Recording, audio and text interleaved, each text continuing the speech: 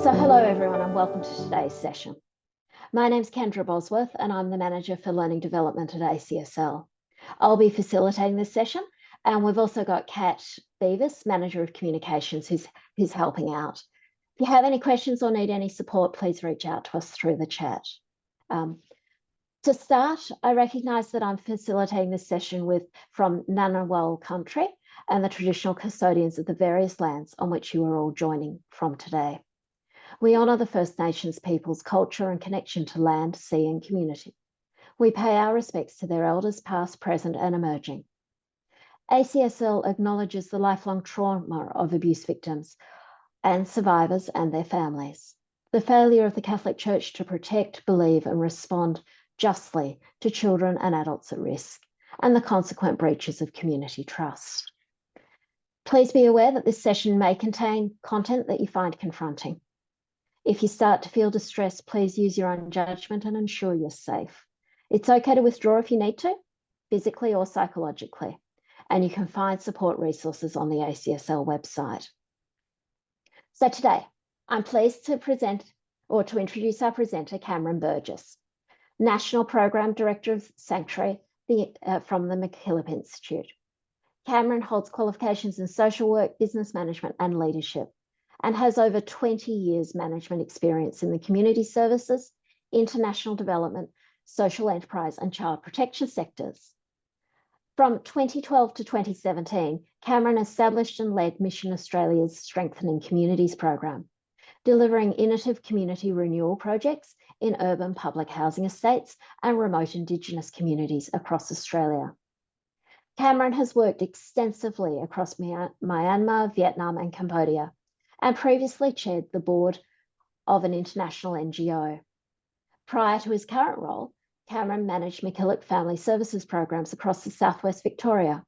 And Cameron is an engaging public speaker, as we're about to find out, and is passionate about helping people grow and assisting organisations to cultivate healthy cultures.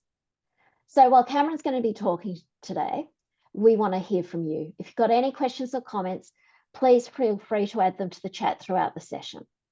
If possible, we'll try and get Cameron to answer them as we go along. Otherwise, we will leave them to the end and direct them to Cameron's attention. With that being said, I'd like to welcome Cameron. So I'll hit mute, Cameron, all yours.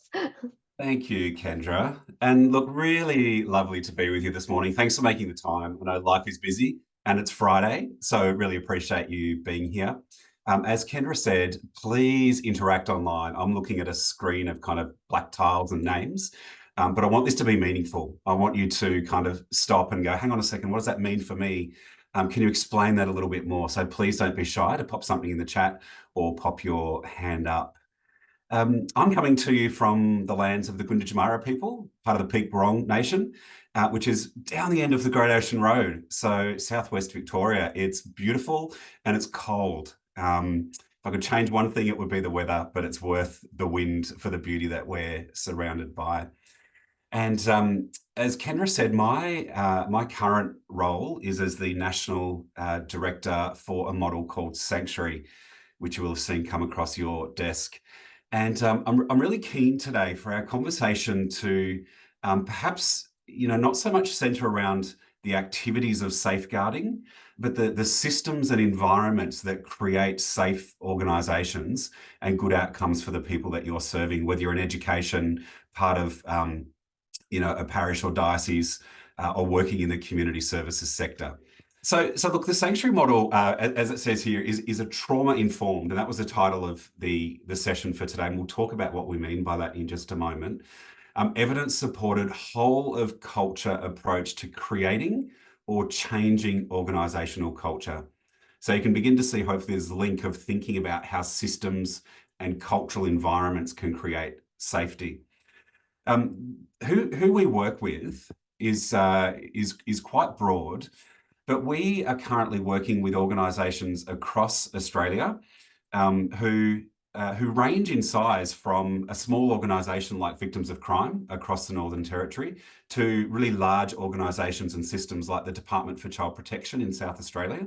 And I saw there's a couple of people online from South Oz, and the Department for Communities in Western Australia, and then a range of community services in between those two kind of sizes, yeah? And we also do a lot of work with organisations around combating vicarious trauma, so hospitals and healthcare providers, but we'll talk more about that in just a moment. But before we get into the model, and I'll certainly provide some reading if you'd like to go away and learn some more, I just wanted to take some time first and foremost to think about why a trauma-informed whole of organisational cultural model would actually be relevant or be needed.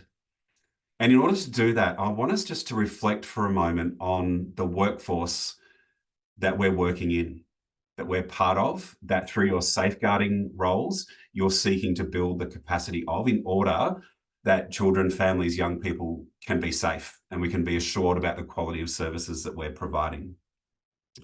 So let's turn our mind, before we get to the model, to the context, to the workforce. And we know a couple of things. We know that the work that you're involved in, whether it be in the community context or a school or community service organisation, carries both risk and reward, doesn't it? The reward is that we feel that we're meeting needs, that we're making a difference in the world. But there's also a risk involved for the people who are doing this kind of work because we are engaged in something called emotional labour. So we don't go home, and our staff don't go home with sort of plaster dust in their hair or, you know, blisters on their hands, but we do go home carrying the stories in our heads and our hearts of the people that we have been working with. And there's a risk involved in that, that we don't necessarily process those stories well or appropriately.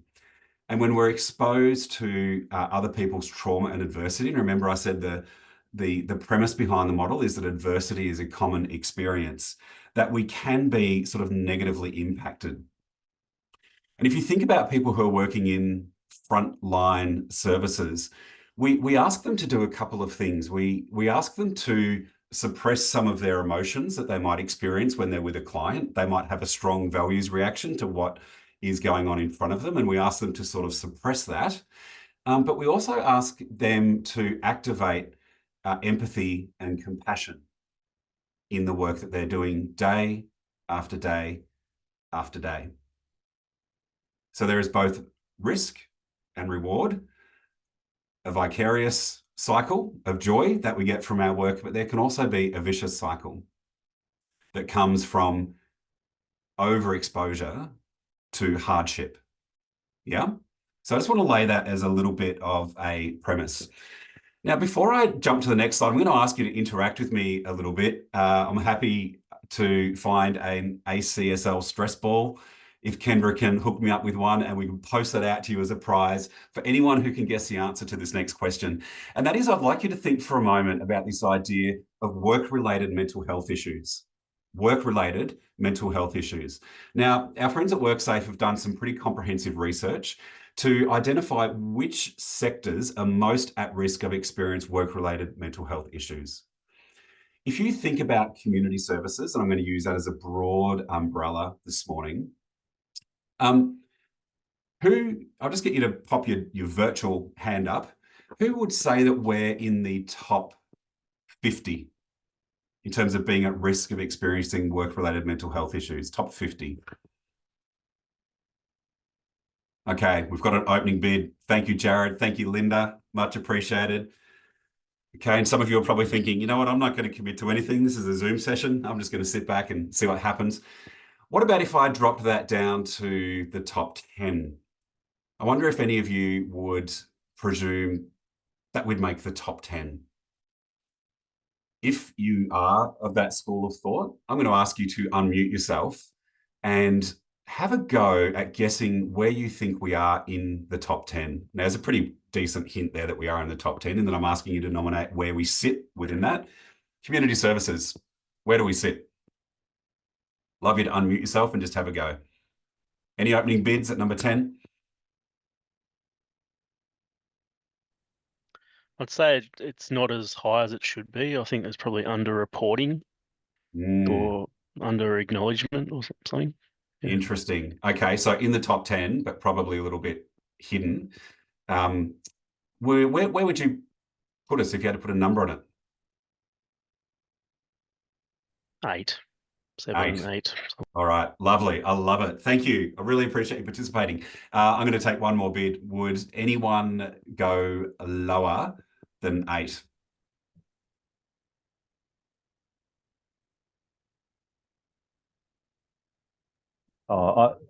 It's Peter here. Look, I'd say we'd have to be way up there, somewhere in the top 3, I'd imagine. Can you hear me okay? Yeah, thank you, Peter. Lovely. Only that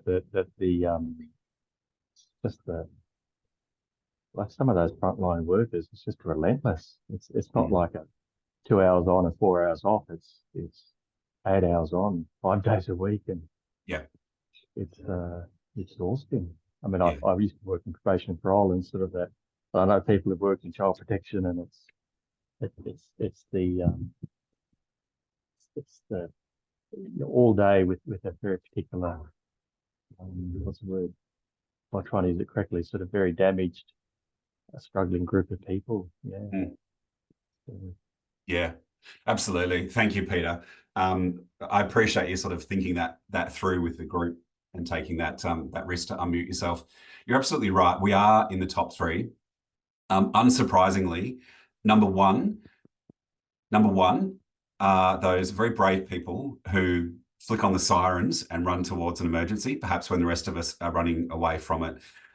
They are the first responders who come in at number 1 of being most at risk of a work-related mental health disorder. This is a pretty busy slide, but if you turn your attention to the bottom left-hand corner there, you'll see that our first responders, they get the medal there for being most at risk. Second most at-risk occupation, Peter, correct, welfare and community workers. So there is an appropriate and increasing focus on sectors like ours managing psychosocial risk, managing our workforces around these dimensions. Because I hope you're beginning to extrapolate a little of why we've started here. Hang on, we're here to talk about safeguarding, but we're talking about our workforce because there is a direct link between our management of our workforce and the likelihood of safety being provided for the people that we care for. Yeah. One of those psychosocial risks is vicarious trauma. And I don't know if that's a new term to you, but it's this idea, and Peter kind of touched on it a little bit, of indirect exposure to other people's trauma, including through repeated exposure to written or visual details or events that has the same harmful effect on our mental health as experiencing the trauma directly. And we do a lot of work, as I said at the top, with organisations who are increasingly understanding this dimension and also interpreting new legislation that really makes it incumbent on employers, not just to be aware of this, but to have really practical tools to support staff through it. Let me ask you a little question right now. If you were living in a town that had a nuclear power plant and there was a radiation leak, would the people who work in that nuclear power plant be impacted? Of course they would. It's a bit of a rhetorical question, isn't it? They're working right near the core of that reactor. They're going to be impacted quickly and they're going to be impacted significantly. But what about people who are perhaps 5 kilometers away, but the wind's blowing in their direction and they're there long enough? They too will be impacted. And I share that little metaphor, I guess, because it's a helpful way to think about vicarious trauma and the impact that increasingly is being recognised that is felt across the whole organisation. When we're working with people who've experienced trauma, it's the person on the front desk, it's the quality manager, everyone is impacted. So there's an increasing focus on this. Let me throw some other statistics your way as we kind of begin to build this picture of our workforce. So at risk of being impacted, everyone in the workforce at risk of being impacted. But we also know some things about what it is to be living and working in Australia. There was a study that came out probably 18 months, 2 years ago, that was a little bit of a, sort of mic drop moment when the report landed. It's called the Australian Childhood Maltreatment Study, and you may have come across this. But it showed that 62% of Australians aged over 16 have experienced some sort of childhood maltreatment. Now, that's really significant, isn't it? 62% of Australians. We also know that 45% of us will experience a mental health disorder at some point in our lives. And some research done by the Council for Economic Development in Australia 2 years ago now forecast that compensation claims that are related to psychological injury are set to double by 2030. Now, 2030 is just around the corner. In follow-up interviews, the council said, actually, we've said that they'll double, but we actually believe they'll triple. We were just being a little bit conservative. So this is our workforce, because I think it's safe to assume that if these statistics are representative of the average Australian, they're also representative of our workforce as well. And of course, we know often that people who go into this kind of work are people perhaps who have lived experience and they're wanting to create a different outcome for someone else. So we need to be really mindful that this is what sits behind the organisational chart for any org who's working in health community services. Cameron, can I interrupt Yeah. with the question that's come through the chat, which Yeah. is related? The question is there any data on the types of people who are drawn to community services work? Are they inherently a more vulnerable population? Oh, that's a super interesting question. There's not as much research as there arguably should be, but there has been studies done of graduating social work students, and in terms of lived experience, they are higher in terms of lived experience than other professionals. But there was a huge piece of work done in the US, and it's been replicated in the UK as well, called the ACES study, Australian Childhood Experiences Study. And that does show, it's similar to the ACMS study, but I go with the Australian data because that's our context. But that does show a correlation between being middle class and white and working in community services and having had lived experience. So I hope that answers the question. The answer is yes, but it's not as robust as it could be. Thank you. So look, this is a little bit of a busy slide, but I'm thinking as safeguarding types, you might enjoy a little bit of a graph like this. And essentially what it's showing us is this, that our workplaces, and particularly within health and community services, contain psychological hazards, psychosocial risk. And when we think about the work that we're engaged in, we're thinking about 3 dimensions that make up our experience of rolling into work on a Monday morning or thinking about work on a Sunday evening.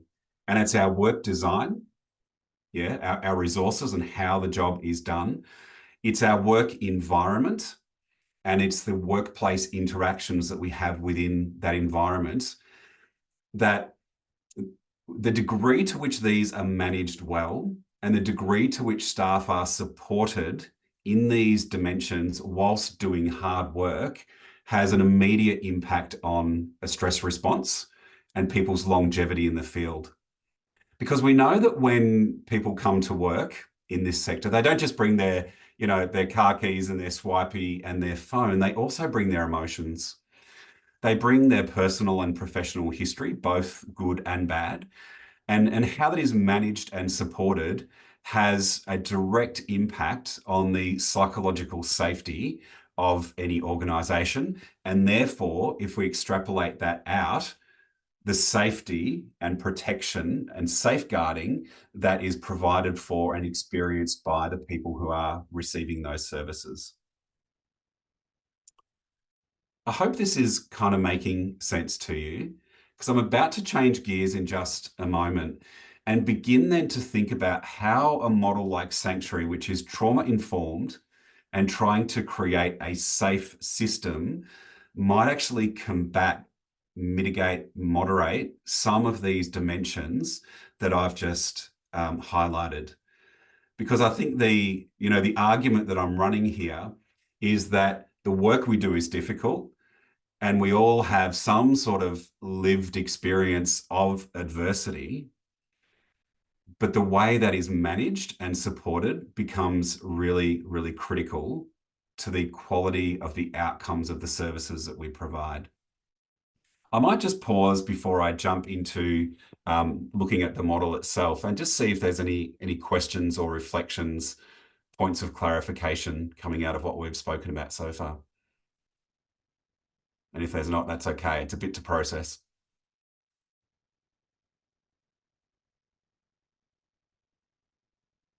No, all good. We'll keep rolling through. Please feel free to interrupt. Because here's the premise, yeah, in a nutshell. It's this idea of parallel process, and we talk a lot about this with organisations, leadership teams, through the Sanctuary model. And it's this idea that when two or more systems, so whether they be two individuals or whether they be two groups or two organisations, have significant relationship with one another, they tend to develop similar thoughts, feelings, and behaviours. So let's think about our workforce for a moment. And if someone is feeling unsafe at work for whatever reason, either the exposure that they're experiencing or their own history that is not kind of being managed well, that will impact obviously on their team, but it will also impact on the clients that they're working with. And people around them will develop similar thoughts, feelings, and behaviours. At times, the organisations we work in can actually mirror the behaviours of the people that we're serving as well. That if we've got someone who's really stressed and heightened, we notice that we're becoming really stressed and heightened as well. So what Sanctuary as a model is doing is seeking to create a whole of organisational approach to say, look, this work contains inherent challenges, both as individuals and in terms of the system that we're in. So what we want to do is move away from this idea that, sometimes we go into work or we look at our organisation and we can kind of feel like it's a bit like a thermometer. What does a thermometer do? It goes up and down, right? It's mercurial. It responds to the temperature in the room. And sometimes our services can be very crisis driven and just responding to, a change of legislation or a crisis that's occurred or a staff member who is dysregulated. But what Sanctuary tries to do is say, actually, instead, let's make our organisations, if we're thinking about safeguarding for people, let's ensure that our organisations reflect a thermostat, which is setting the optimal operating temperature, the conditions in which we can continue to do this hard work well. So a nice little image there, that Sanctuary is about creating a thermostat as opposed to a reactive, responsive thermometer. So what is the Sanctuary model? Well, it has 4 components. And it's really thinking about embedding these 4 approaches, these 4 components into the fabric of any organisation. We work with organisations for 3 years. Remember, I said it's a cultural change model, to really embed this trauma-informed approach. And we certify them at the end of 3 years as a trauma-informed Sanctuary organisation. And what that does is not just ensure that this is, more than sort of an ethereal group of motherhood statements, but it provides assurance to the organisation that clients are getting really trauma-informed services that are not re-traumatising them, that the organisation is that thermostat, yeah, creating the safe environment. And it also provides some assurance to government to say this organisation are being really mindful about how they create safety deliberately and demonstrate it in their service. So it's got 4 components, and we're really quickly going to unpack what these 4 are, and then we'll move into some questions and discussion. But the first is creating a trauma-informed environment. What does that mean? Well, it means essentially that people are aware of all of these dimensions that I've just talked about in terms of adversity, and also the impact that that can have on a workforce. It has a problem-solving component to it called the SELF framework, which is super simple but incredibly powerful. We'll talk about that in a moment. It also has 8 commitments, which is really about seeking to move organisations beyond just articulating values to actually finding demonstrable examples of behaviours that drive safety in an organisation. And then there's also a toolkit, because who knows that, you know, unless a model or a framework can actually be picked up and experienced by both staff and by clients, then it's probably not worth its salt. And there's a lot of, you know, there's a lot of approaches out there that focus on, well, how do we create wellbeing for staff? And they have, you know, maybe EAP, or they have discrete activities that are focused towards individuals in the organisation. But there's some really helpful research out of the UK that dropped in January of this year that actually showed that the efficacy of those individually focused wellbeing strategies was actually quite low. And what was required is a whole of organisational model. So Sanctuary's got some merit in this space. So it's about creating a focus and safety for staff and for the clients that we work with. And so the tools are used by both of those groups, staff and clients. I think you've probably cottoned on to the idea already that the model is first and foremost about saying, how do we create safety against a backdrop of risk and reward? And when we're talking about safety, we're not just talking about testing and tagging, which we've done very well at over the last 20 years, but we're creating social safety in organisations and for clients. So the ability to be who you are without that creating a risk to you in terms of other people's responses, physical safety, psychological safety, and we could probably talk a lot about this, and it's an area of passion for me, in terms of being in an organisation where we can actually question how we're doing things and why we're doing things, where we can admit mistakes and there's not recourse, where we can pop our hands up and say, I don't actually know what I'm doing. Can you please help me? And ethical safety. What does that mean? Ethical safety. It's this environment, and this particularly goes to the heart of safeguarding. It's an environment where people can speak freely about the ways in which we're doing work that at times might not actually have the client at the centre, but might be serving the system or the needs of staff first and foremost. You might think, well, what's wrong with that? I mean, what does that look like? I think when ethical safety is compromised, it looks like events like the Robodebt scandal. And a number of months ago, last year, we did some work directly with the executive team of Services Australia. It's 170 of them on the exec team. And the discussions we were having was around this dissonance that can occur sometimes when we're there because we're committed to really good client outcomes, but in fact, our systems have created outcomes that have been detrimental to people. How do you create an environment where people can safely speak up about that when they see it happening, instead of going, well, I don't want to rock the boat and there's some significant power at play here, so I'll just remain silent. And I think this is probably one of the key issues that you wrestle with as folk working in safeguarding. So just a bit of a highlight on that ethical safety component of the model. But let's talk really quickly about this first domain of the model, which is trauma theory. And maybe if you remember nothing else when it comes to talking about trauma, and what I mean by that, the model itself has this really powerful question at its heart. And it invites us to move from asking that question, which we might ask about our own kids or our colleague or someone that we see who's kind of behaving in an odd way. What's wrong with you? What's wrong with that person? My God. You know, and we sort of, we get this incensed outrage, don't we? What's wrong with them? But so often when we're talking about people who've experienced adversity or trauma, and we don't have time to go into sort of different parts of trauma, but let's just imagine that as a continuum, that when we shift that question from what the heck is wrong with you to what happened to you, we create a different trajectory for that conversation, don't we? We move from pathologizing or othering to actually saying, look, the behavior is not ideal, but I wonder what sits behind that. What has happened to someone in order that they would feel they need to project themselves this way to the world to remain safe?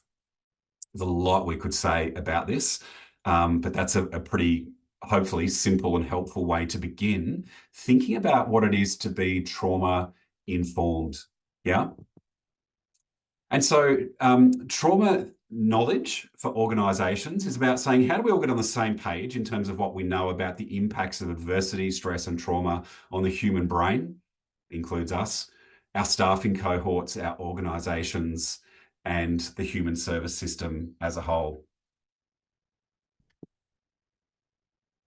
Just a little bit of a definition for you. When we're talking about trauma, again, a very high level kind of simplistic definition, but hopefully helpful, is that we're experiencing, we're talking about trauma as being an experience when our internal and external coping mechanisms are overwhelmed. So we experience this as humans, don't we? Of adversity, kind of in a heartbeat or sometimes over time, shifting into what we would call a traumatic episode.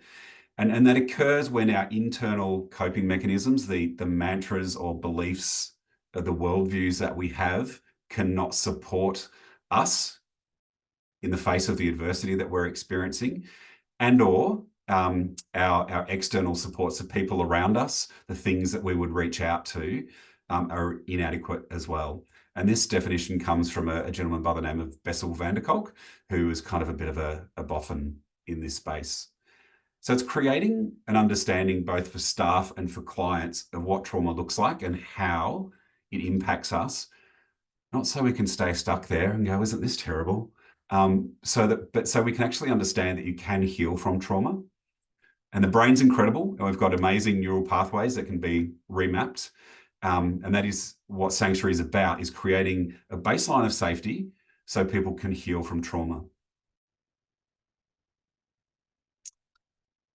The self framework is the second part of the model. And this is, I said, you know, it's simple but really powerful. This is actually a problem-solving tool, or if you like, a way of getting unstuck, that is used with both staff and with clients. And what it invites people to do, and we use this, in fact, I just heard an amazing example from the Department for Child Protection in South Australia, who conducted a self, it's kind of like a verb, it's something you do, with the courts and the forensic police unit. And they did a self around a very traumatic event that they had experienced together. And the feedback was, my goodness, it gave voice to so many important things. And I think there's relevance here when you're talking about safeguarding and creating an environment where people can speak about what is actually going on and what's impacting them. And so in the face of change or getting stuck, the self framework gives people the opportunity to have a conversation in a non-linear way around what is it that's making you feel uncertain about this moment you're in, or unsafe, psychologically or socially or ethically. What emotions are associated with that? I feel fearful, or I feel angry, or I feel confused. In order to kind of right size what is going on, what has been lost in this moment, And then importantly, how do we move towards a future where we're going to become unstuck from this issue or this problem or from the trauma or adversity that is impacting us? It's an incredibly useful tool that is used with clients to educate them and help them move through the trauma that they've experienced. But equally, we utilize this. I've used it as I've restructured a team. Conversations with executive teams are held using this framework, and it creates a quality of communication that has not previously been there. I'm conscious of time, so I'm just going to get a little bit zippy around these last couple of slides. But the third part of the model is around 8 commitments. Now, if you're like me, I've had that weird experience of working in the not-for-profit world and knowing what our values are, and then sitting in the boardroom of a mining company who are for-profit and extracting minerals from the ground and going, hang on a second, we've almost got the same values. Values are terrific, but they can be fairly generic, can't they? And what we're seeking to do through the Sanctuary model is really move beyond those espoused values that, if you imagine an iceberg, you know, sometimes the above the line, above the waterline, sort of, you know, DNA of an organization is, well, these are our values and this is our public presentation, this is who we are. But below the line, the bulk of the iceberg is actually made up in organizations of a range of behaviors that we exhibit and that we experience from our peers as well. And that's what actually creates either a safe or an unsafe organization. And so the 8 commitments are ways of behaving with one another and with clients, and beginning to ask our clients to engage in these kinds of behaviors in order that we're doing the thermostat piece and engaging with each other safely and having the conversations that we need to have. And there's things in there like emotional intelligence, being aware of the impact of our own emotions on the people around us, the social intelligence that's required to go with that. If we think about safeguarding, it's creating an environment where there can be open communication about some of the risks and challenges that workforces are facing, so that things don't go underground. And then after the fact, when something's gone wrong, people go, oh yeah, I kind of had a sense that that person was, or this situation could be. So the 8 commitments really invite staffing cohorts, actually they hold them to very high account in taking personal responsibility and agency to manage themselves well whilst they're doing hard work. And finally, the toolkit. So this is about putting all of those 3 other domains into action. And there's some probably very familiar things to you there in terms of really good supervision, ongoing training and coaching around what it is to create safety within teams and for clients. But then there's some really helpful things. If we think about some of the risks that I spoke about earlier in terms of you know, burnout, compassion fatigue that can occur, vicarious trauma that can occur for staff, things like safety plans and self-care plans to help them actually manage themselves in the moment and work preventatively to combat some of the challenges that are coming their way. There's something really helpful in the model called the community meeting, which might sound a little odd at first, but it's incredibly powerful. And if you walk into a sanctuary organisation at some point in the day in a meeting, you will, you know, come together and ask each other 3 questions. How are you feeling? It's not something we're used to asking in the workplace, is it? And it's not just, oh, I'm pretty good, mate, or not bad, as we tend to answer these things, but actually, how are you feeling right now? Name that feeling in order that you can kind of right-size it and move beyond it if it's negative. What's your goal for today? What are you hoping to achieve, and who can you ask for help? Those 3 questions actually really go to the heart of what it is to be trauma-informed or trauma-organised, because people who have experienced trauma and adversity have a lot of trouble articulating how they're feeling.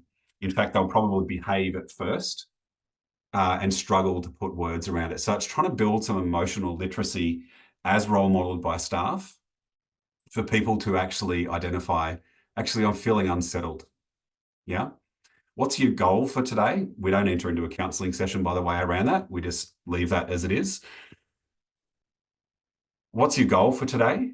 Who knows that if you are experiencing trauma and adversity, it's very hard to remain future focused. It's very hard to think about, what's happening this afternoon, let alone what might be happening 3 months from now. So it's trying to get people to project into the future.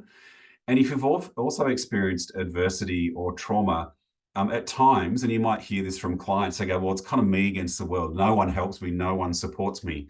But actually, we are all part of a living system in which interdependence is optimal. And so who might you actually reach out to for help today? You are not alone. There are people who can help you and assist you. And these 3 questions begin to create a different therapeutic response. The model actually came out of a psychiatric setting in Philly in the 80s, where the staff are working with returned Vietnam vets. And they found that as they started having these community meetings, they started creating a therapeutic environment as a staffing group and as a community working together, which was just as impactful, if not more, than the clinical interventions that they were conducting with these gentlemen who had returned from Vietnam. The toolkit does those following things, but it's really about creating shared practice. And just by way of kind of capturing, what this journey looks like over 3 years, it's really first and foremost with an organisation, engaging them in the model, training them in these concepts, then embedding it into all of their policies and procedures and processes. So it's as relevant to corporate services and the CEO as it is to the cleaner, as it is to a clinical worker. So we expect to see, the sanctuary approach woven through all parts of the organisation. And then in year 3, we're moving to evaluation to actually measure how this is making a change in their organisation. So Kendra, that is a lot of talking from me. I'm going to spare everybody from any more slides. And just perhaps throw to yourself in the room if there are any questions or points of clarification, because that's a pretty meaty model. But if I take us right back to the start, remember I said that I wanted us to understand our context, because what we're talking about here are not just singular activities to, kind of ensure that safeguarding is happening, but this is about creating an entire cultural system that is measurable, that as a byproduct will create safer organisations. So Kendra, on the back of that, I'm going to hand back to you. Thank you, Cameron. It is a lot of information, and I'm going to ask one question before I open to questions, if you don't mind, because I started writing them down and then I didn't catch properly. So the 3 questions you said you ask are, how are you feeling? And Yep. I got, who can you turn to for support? But I know there was one in the middle that I missed. One in the middle is, what's your goal for today? What's your goal? Thank you. Yeah. Because I think they're fantastic meeting daily goal or daily questions we should be asking. Thank you for that. So yes, I'm fascinated. I will open it to questions. There is one in the chat box which says, how does a safeguarding officer navigate ethical safety when the external system is developed solely for the safety of the young person and not the worker? Gee, that's a good question, isn't it? Yeah, and this I think goes to this kind of, we touched on it very lightly on the way through, but this idea of creating psychological safety in teams and in organisations. And I hope I've understood this question properly.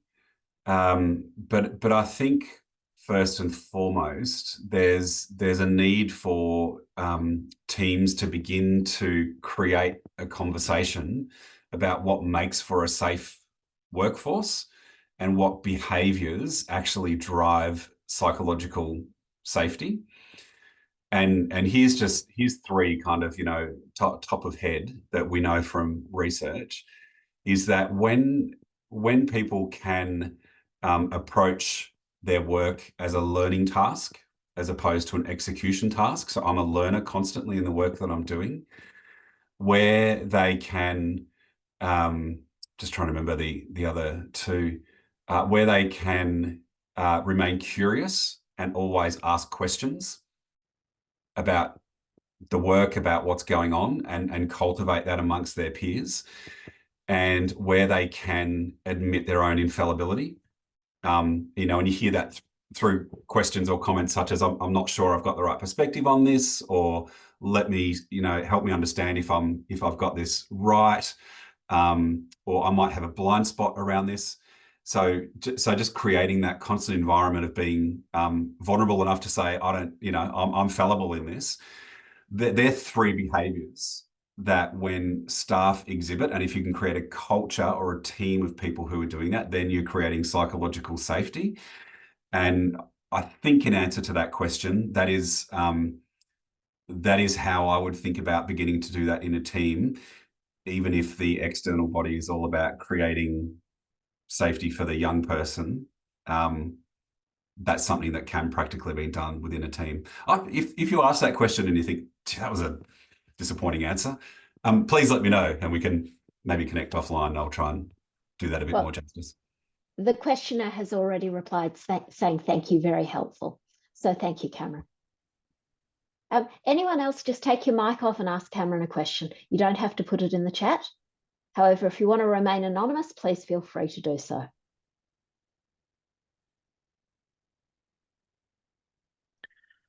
Just thinking about the community meetings, I've been in lots of teams and programs where there has been these kind of check-ins first thing in the morning, without that kind of structure.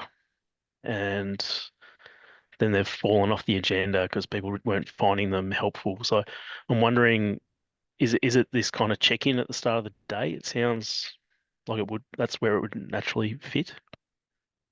Yeah, that's great, Jared. Yeah, look, we'll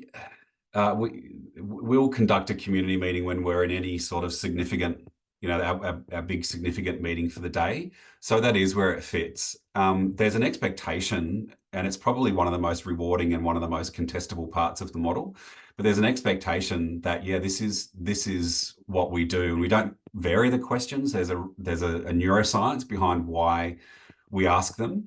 But if you like it, community meetings served both MacKillop Family Services, so we've got 2,200 staff.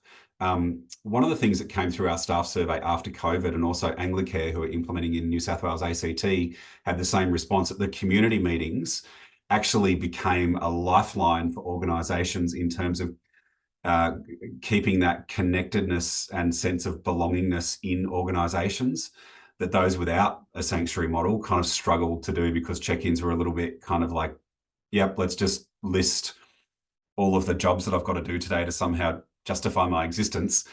But this is actually saying, let's check in around regulating your own emotion and being future focused and making sure that you're reaching out for support around that. There needs to be a level of safety and trust in a team in order to be able to do that.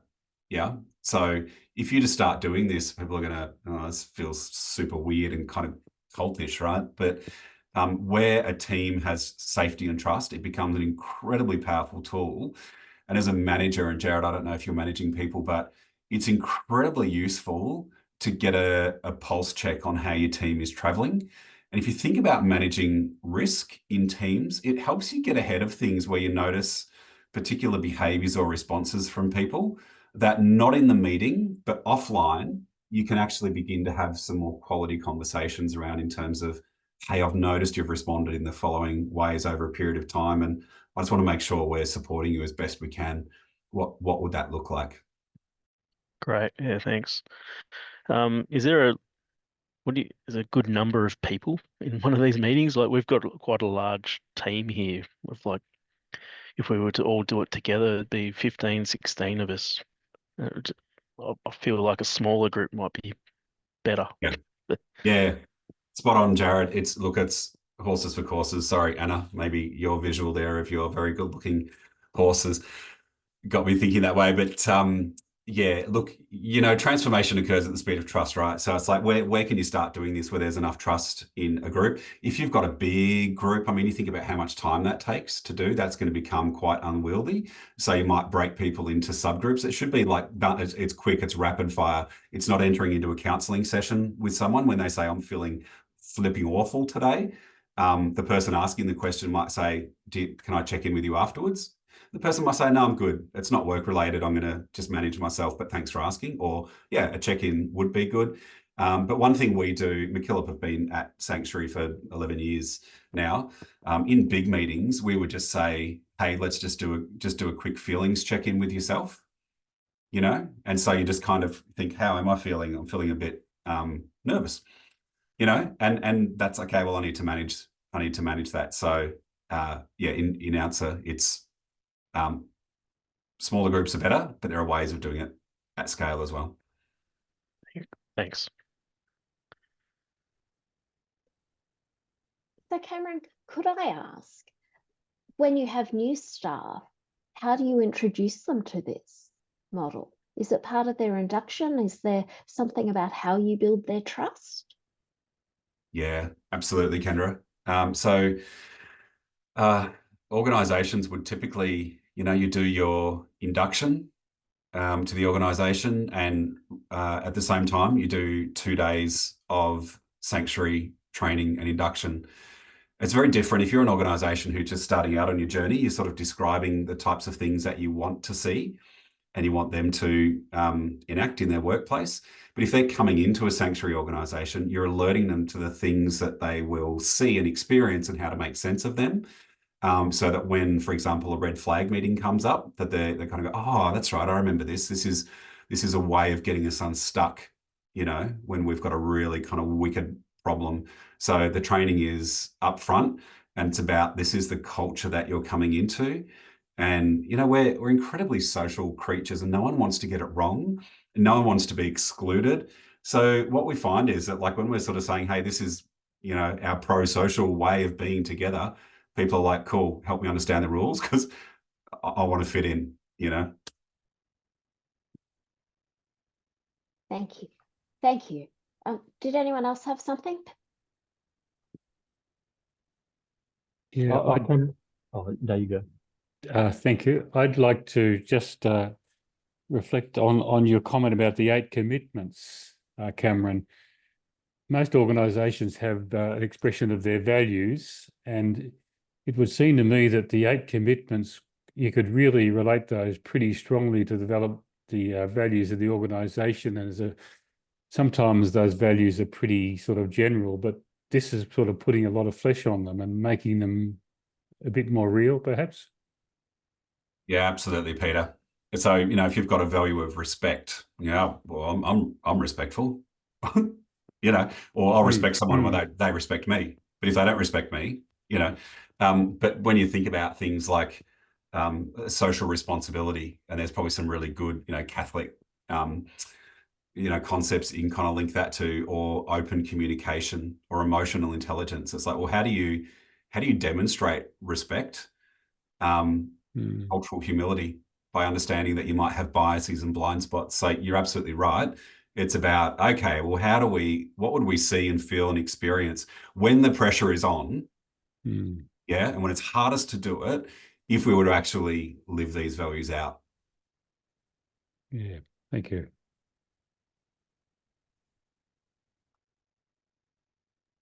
And I think Peter Hendricks had a question as well. Peter? Yeah, thanks. The question is, oh, no, sorry, more of a statement, really, I guess. That first question of how you're feeling is really important. And it just sort of leads me to the reminder that being aware of what's happening within us is really crucial to how we respond. And at the beginning, when you said sometimes we need to suppress our values, it's probably more of a suspend, I guess, rather than suppress.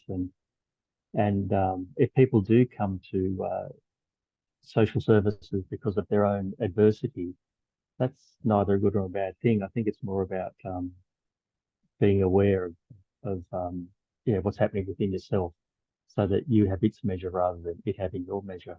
Yeah. So I do like that question that leads to that sort of emotional intelligence, and it's a vulnerability for others, but it's also a vulnerability for yourself to be aware of what's happening within yourself, and sometimes it's hard to admit it. Absolutely, Peter. And I think finally, kind of, the research has caught up with probably what we know to be true as humans, and that is that, things like vulnerability and emotional intelligence, actually, as much as we would like to think our emotions remain at home with us, I think there's a common acceptance now that no, these, we bring our whole selves to our work. And in fact, when a leader is vulnerable, appropriately vulnerable, that role models an incredible cultural kind of setting to the people that they're working with. And it actually fuels safety for people. Okay, my leader's fallible, my leader's having a bad day. That's cool. And all of the, kind of research around that is saying, go look at Project Aristotle that Google sort of rolled out in 2012. They're saying this is what creates high functioning teams, is the creation of psychological safety that's led by the leaders of an organization, role modeled by them. Yeah, thanks. That's a very powerful way to finish, but I was going to ask if there was one more question. Otherwise, let's finish off, because I really appreciate the idea that psychological safety is so important to functioning teams, and that's what we're all aiming for throughout our work as well as our lives. So thank you so much, Cameron. Did anyone want to have one more question before I conclude? Lost a chance. Okay. So what I really want to say is, Cameron, thank you so much for all of that information. There's a lot of food for thought and a lot to reflect upon. And I think it's been very, very valuable, particularly for us in safeguarding roles. So I just want to thank you all for your time this morning, and for joining us in such an amazing, fascinating session. Thank you, Cameron.